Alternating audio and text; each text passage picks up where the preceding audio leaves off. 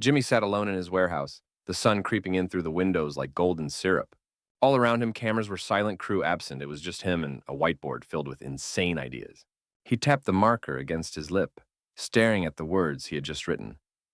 What if I gave away 3 Lamborghinis to strangers? No sponsorships, no ads, just pure unfiltered giving. He smiled slowly, the kind of smile that only comes when you know something's about to change lives. California, Texas, Florida, he whispered. Let's go big or go home. And just like that, the challenge was born. The van rumbled down the Pacific Coast Highway, cameras. Ready hearts racing. Jimmy sat in the passenger seat clutching a folder labeled California Winner. We're about to make someone's wildest dream come true, he told the camera, eyes gleaming.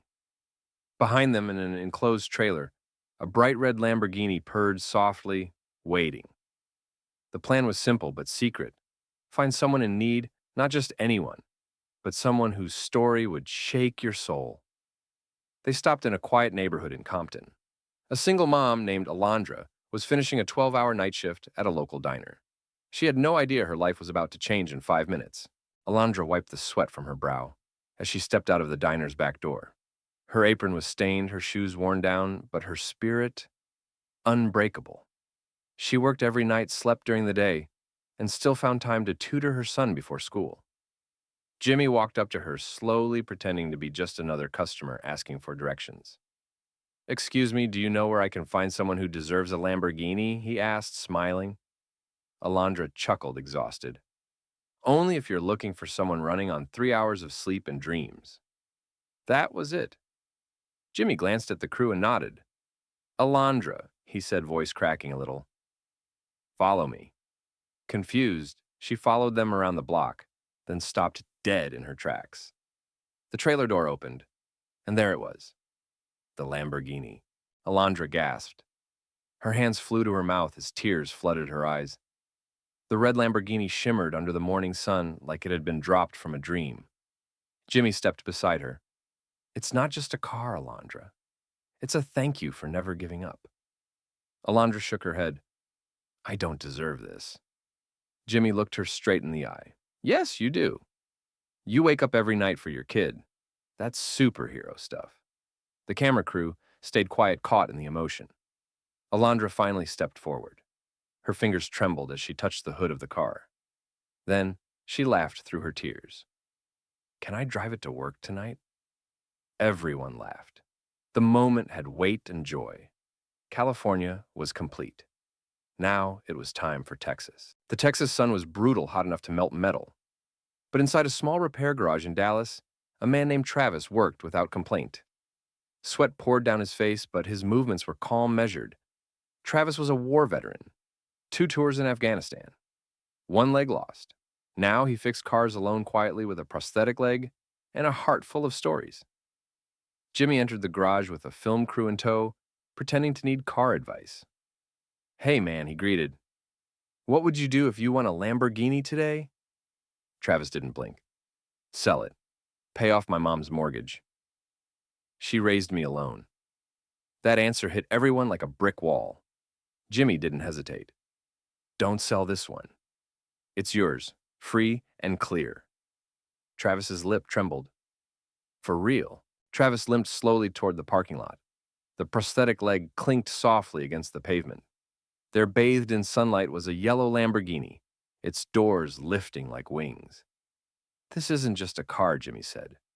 It's a thank you for everything you gave and everything you lost. Travis stood frozen.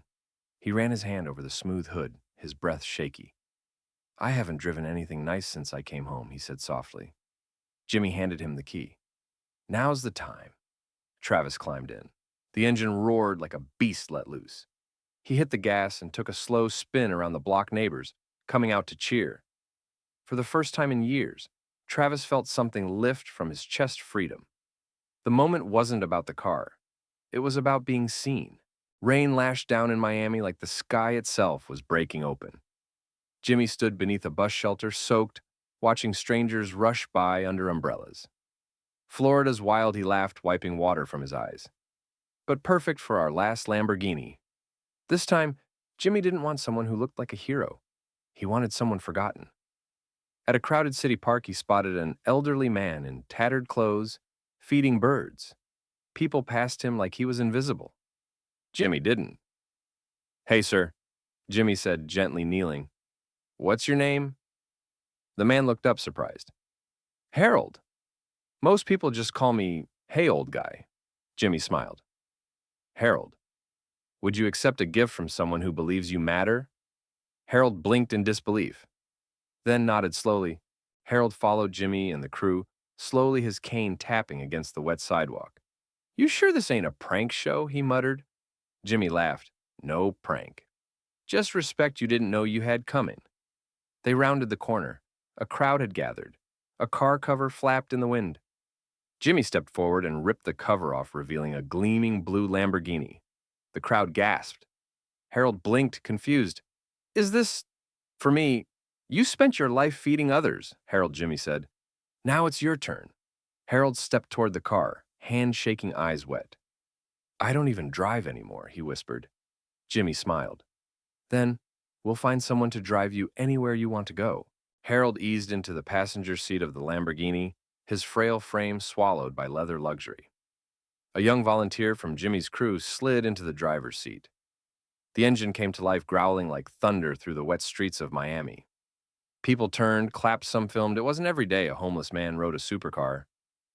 "Where do you want to go, Harold?" the driver asked. Harold gazed out the window. "The beach.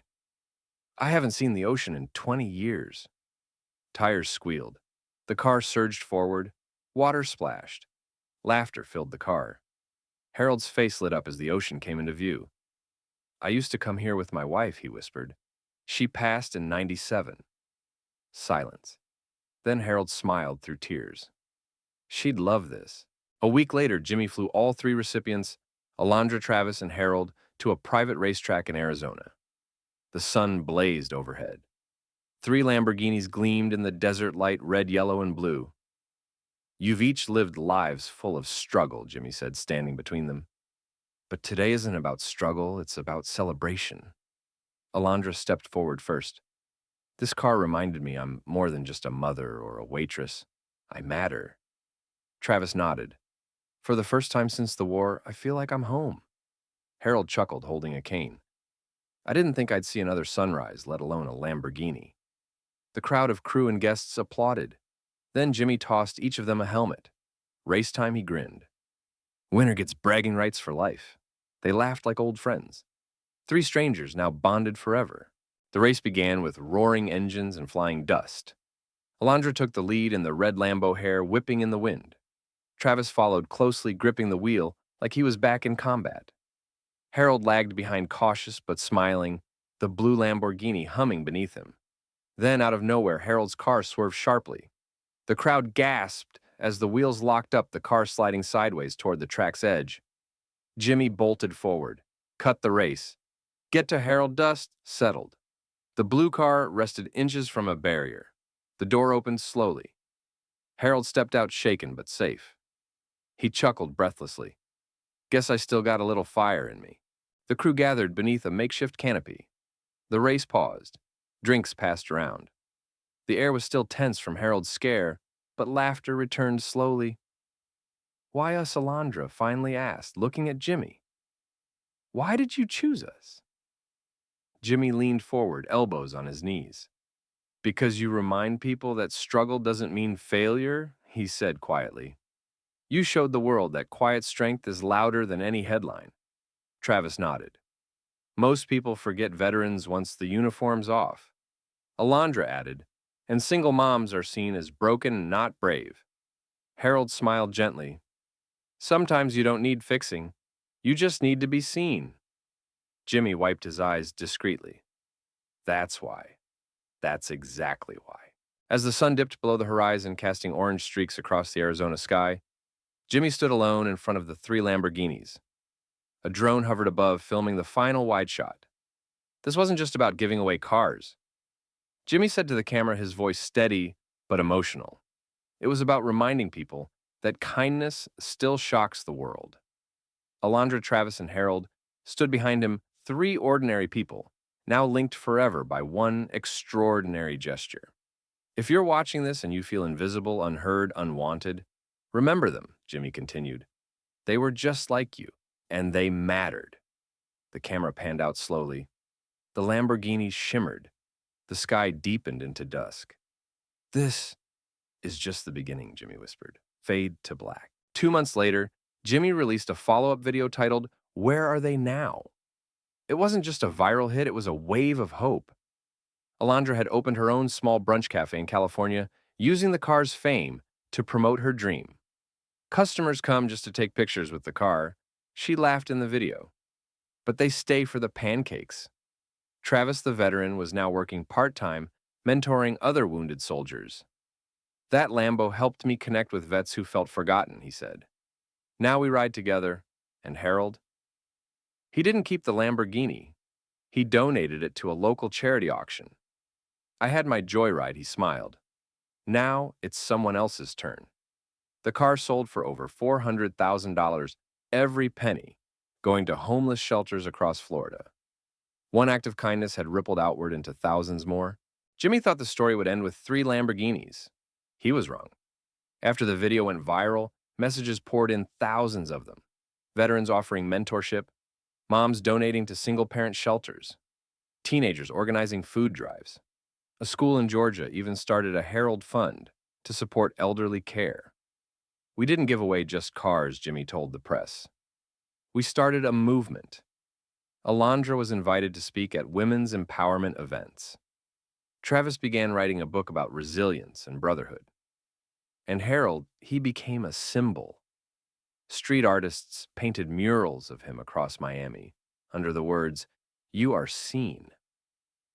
Jimmy stood in his studio one night, reading the emails overwhelmed. One message read, "I was going to give up, but then I watched your video.